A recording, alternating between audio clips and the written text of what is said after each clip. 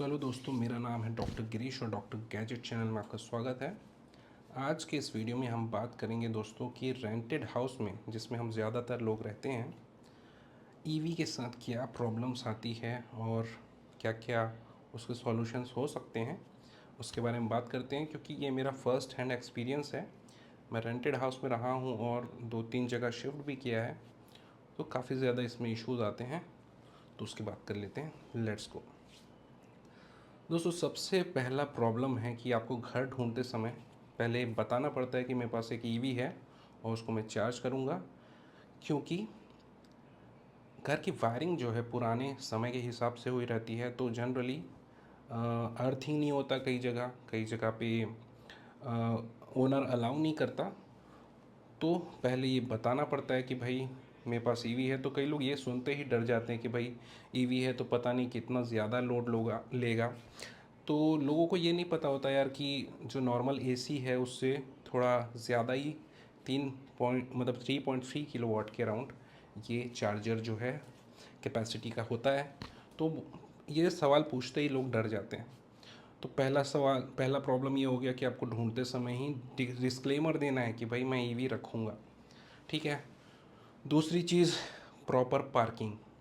Proper dedicated parking आपका fix होना चाहिए। जनरली फ्लैट्स वगैरह में प्रॉब्लम ये आती है कि आपका पार्किंग फ़िक्स नहीं होता है, कॉमन पार्किंग होती है। तो आप जहाँ पे भी चार्जिंग पॉइंट लगाते हैं तो वहाँ पे कोई और रखने लगता है। ऐसा मेरे साथ हो चुका है। और जिसके पास ईवी नहीं है, मतलब आजकल तो ज़्यादातर लोगों के पास ईवी नहीं है, बाकी लोग आइस व्हीकल चलाते हैं, तो वो लोग आपका जो प्रॉब्लम है वो समझने की कोशिश भी नहीं करते। और कई जगह ये भी प्रॉब्लम आती है कि लोग एक तरह से चिढ़ते भी है कि भाई ये ईवी चला रहा है और इसके पैसे बच रहे हैं या जो भी है। तो ऐसा मैंने फेस किया है। लोगों का बिहेवियर उनको बताने से भी नहीं समझ आता कि भाई मेरी गाड़ी इसके बिना चल ही नहीं पाएगी। तो वो लोग उस तरीके से उसको प्रॉब्लम और क्रिएट करते हैं। तो ऐसा मेरे साथ एक जगह हुआ है। हर आदमी वैसा नहीं होता, बट मैं आपके साथ शेयर कर रहा हूँ कि ये प्रॉब्लम आ सकती है। दूसरी प्रॉब्लम, आपका मीटर अगर फ्लैट में रह रहे हैं, मीटर आपका आपके स्टोरी में ही लगा है, मतलब आप फोर्थ फ्लोर पे रह रहे हैं, फोर्थ फ्लोर में ही लगा है, तो वहाँ पे प्रॉब्लम हो सकती है। क्योंकि वहाँ से कनेक्शन नीचे तक के लेना थोड़ा सा मुश्किल हो जाता है। तो जब मैं गवर्नमेंट के क्वार्टर में रहता था तो मैं थर्ड फ्लोर या फोर्थ फ्लोर में रहता था। तो थर्ड फ्लोर फोर्थ फ्लोर से आपको अपने मेन कनेक्शन से मीटर के वहाँ से 2.5 mm स्क्वायर केबल जो है वहाँ से नीचे तक के 3 कोर केबल मैंने लेके गया था नीचे तक। और सॉकेट को ऐसी जगह रखना पड़ता है जहाँ पे बारिश का पानी ना आए। तो ऐसा पूरा डेडिकेटेड जगह ढूंढना थोड़ा सा मुश्किल पड़ जाता है। तो होप लकीली मुझे ऐसा जगह मिला था गवर्नमेंट क्वार्टर में कि ये पॉसिबल हो पाया था और मैंने 1 साल लगभग चलाया। तो ऐसी कोई प्रॉब्लम नहीं आई। गाड़ी मेरी भले ही ओपन में रहती थी, बट वो सॉकेट जो जहाँ पे चार्जर फिक्स होना है, वो जो 16-15 एम्पियर का सॉकेट होता है, वो आपका शेड में होना चाहिए। वो जॉइंट जो है बारिश में नहीं भीगना चाहिए। तो ये प्रॉब्लम आती है। अगर आपका मीटर आपकी पार्किंग के पास है तो बेस्ट है। ऐसा मेरे एक जहाँ पे पहले रहता था वहाँ पे था। मीटर भी ग्राउंड फ्लोर में था, घर भले ही सेकंड फ्लोर में था लेकिन मीटर ग्राउंड फ्लोर में था। तो ये प्रॉब्लम वहाँ पे नहीं आई। वहाँ पार्किंग की प्रॉब्लम आई कि कॉमन पार्किंग थी। तो ईवी को थोड़ा सा कई बार वहाँ पे कोई गाड़ी खड़े कर देता था, कभी बहुत लंबे समय के लिए खड़े कर देता था, तो मेरे को बहुत ही ऑड कंडीशन में वहाँ पे चार्जिंग करना पड़ता था। तो ये प्रॉब्लम है।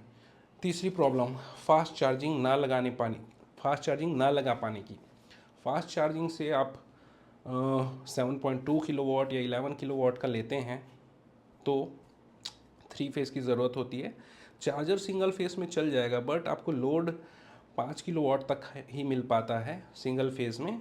तो उससे ज़्यादा वोट, क्योंकि 7.2 है तो 7.2 से ज़्यादा ही लोड चाहिए आपको, तो 3 फेज़ कनेक्शन चाहिए। तो अगर मकान मालिक यानी कि ओनर के पास 3 फेज़ कनेक्शन नहीं है तो आपको अपने खर्चे पे लगवाना पड़ेगा, या फिर इंस्टॉलेशन का जो चार्ज है वो भी देना पड़ेगा। तो ये दोनों मिला के काफ़ी ज़्यादा खर्चे हो जाते हैं। और अगर आप शिफ्ट करते हैं कहीं 6 महीने, 1 साल, 2 साल में, तो आपको अच्छा लमसम 20 से 30 हज़ार के आसपास खर्च आ सकता है टोटल। तो रेंटेड घर पे फास्ट चार्जर भी लगाना मुश्किल होता है। इसीलिए मैंने अपना फास्ट चार्जर जो है अपने होम टाउन में लगा के रखा है और वो रेयरली ही यूज़ होता है। और उसको भी मैंने 3.3 में सेट किया हुआ है, जैसे मैंने अपने पिछले वीडियो में आपको बताया है। और चौथी जो प्रॉब्लम है वो अर्थिंग की है। तो प्रॉपर अर्थिंग जो है वो एक ईवी चार्जिंग के लिए, सेफली चार्जिंग करने के लिए ज़रूरी होता है। बिना अर्थिंग के आपकी गाड़ी चार्ज हो ही नहीं सकती अगर प्रॉपर अर्थिंग नहीं है तो मैं एक ऐसे घर में अभी रहता हूँ जहाँ पे 2008 के आसपास का घर है, तो उन्होंने अच्छे से अर्थिंग नहीं कराई हुई है। तो मेरे जो टेक्नीशियन थे उन्होंने काफ़ी अच्छे से अर्थिंग कहीं से ढूंढ के लगा के सिर्फ मेरे चार्जिंग पॉइंट के सॉकेट पे अर्थिंग दिया, तब जाके वो चार्ज होना शुरू हुआ। अदरवाइज़ मेरे को अर्थिंग लगाना पड़ता, और अर्थिंग प्रॉपरली कराने के लिए भी अच्छा खासा पैसा खर्च होता है। 15 से 20 हज़ार अगर प्रॉपर अपन अर्थिंग कराते हैं तो खर्च हो जाते हैं।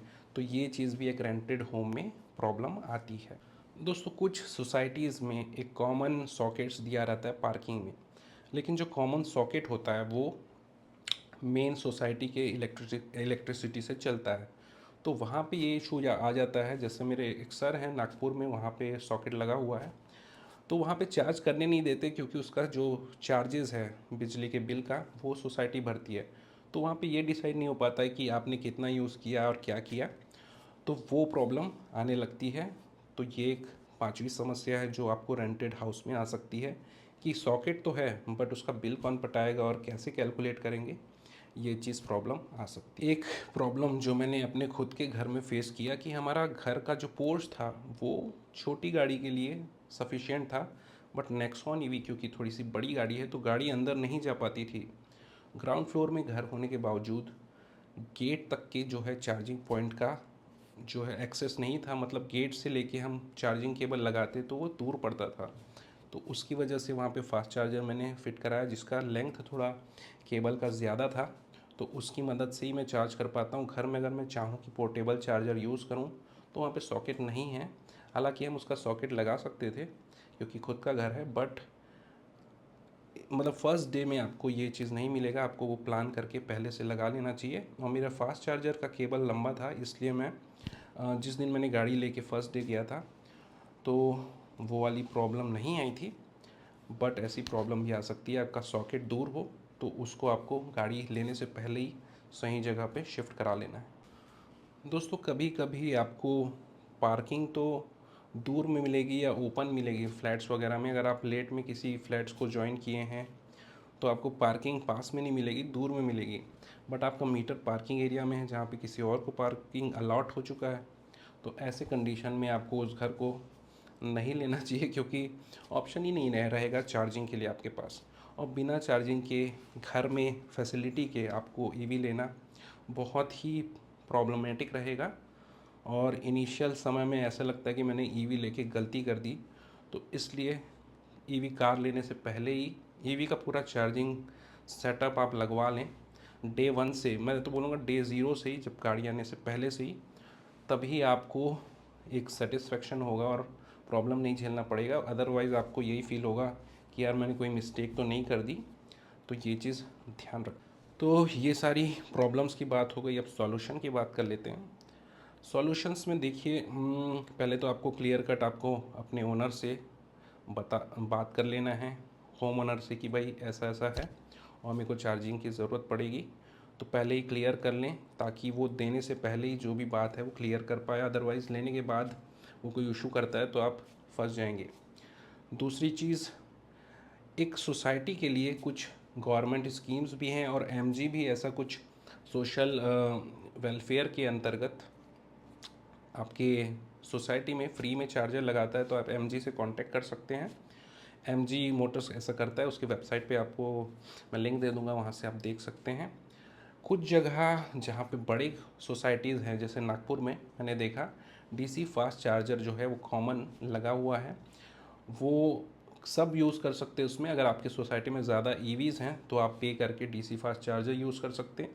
और जनरली डीसी फास्ट चार्जर के साथ एसी जो है फास्ट चार्जर 7.2 वगैरह भी होता है, ताकि आप 4 बार डीसी चार्जिंग करने के बाद एक बार एसी चार्जिंग भी कर पाएँ, ताकि आपकी बैटरी की हेल्थ और रेंज बेटर रहे। तो ऐसा मेरे को नागपुर में मिला है। वहाँ पे सोलर सिस्टम भी लगा हुआ है काफ़ी ज़्यादा, वो नागपुर का या महाराष्ट्र का सबसे बड़ा सोसाइटी के अंदर लगा हुआ सोलर सिस्टम है, तो वो देख के मुझको काफ़ी अच्छा लगा। तो एक सॉल्यूशन अच्छा हो सकता है कि सोसाइटी वाले ही मिल के ही ये डिसाइड कर लें कि डीसी फास्ट चार्जिंग लगवाना है या नहीं लगवाना है। काफ़ी कंपनियाँ फ्री में लगवा देती हैं क्योंकि उनको रेवेन्यू जनरेट होता है, सरकार से भी सब्सिडी मिलती है। और शुरू में ही आप रेसिडेंट वेलफेयर सोसाइटी से आप बात करके क्लियर कर लें कि बिजली बिल कौन देगा, या सब मीटर लगवा सकते हैं जब मीटर कैलकुलेशन की प्रॉब्लम आती है। तो ये सारे आप सॉल्यूशंस कर सकते हैं। और थर्ड फ्लोर में जैसा घर है, तो मैंने पहले ही बताया आपको 3 कोर वायर, जिसका लिंक मैं डिस्क्रिप्शन में दे दूंगा, अमेज़ॉन पे अवेलेबल है, वहाँ से आप चार्ज कर सकते हैं सेफली। और कई बार हम गाड़ियों में भी हमको एक एक्सटेंशन थोड़ा सा रखना चाहिए ताकि कहीं भी और सिचुएशंस में वो जहाँ पे एक्सेसिबिलिटी नहीं है, सॉकेट तक के प्लग नहीं पहुँच रहा है, वहाँ पे वो काम आ पाए। बहुत ज़्यादा लंबा लेने की ज़रूरत नहीं है। एक 10-20 फीट का अगर आपके पास है तो वो इमरजेंसी सिचुएशन में काम आ सकता है। तो लिंक आपके पास डिस्क्रिप्शन में मिल जाएगा, आप वहाँ से ख़रीद सकते हैं। साथ ही कुछ फास्ट चार्जर हैं, अगर आप देखना चाहें तो मैं यहाँ पे शॉप बटन में दे देता हूँ। क्योंकि जो कंपनी फास्ट चार्जिंग प्रोवाइड करती है फास्ट चार्जर, उसकी कॉस्ट काफ़ी ज़्यादा लेती है, 50-60 हज़ार ले लेती है।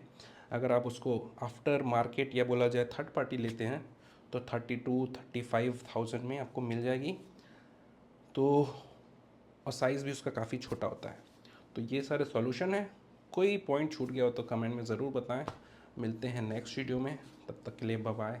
तो ईवी के लिए गवर्नमेंट ने भी बहुत ज़्यादा क्लियर कट रूल नहीं बनाए हैं कि टेनेंट को क्या फैसिलिटी देना है या सोसाइटी का क्या रूल्स होना चाहिए ईवी कार्स को लेके। ये चीज़ थोड़ी सी क्लियर हो जाए तो और अच्छी बात है। फ्यूचर में देखते हैं हम कुछ हो पाए तो।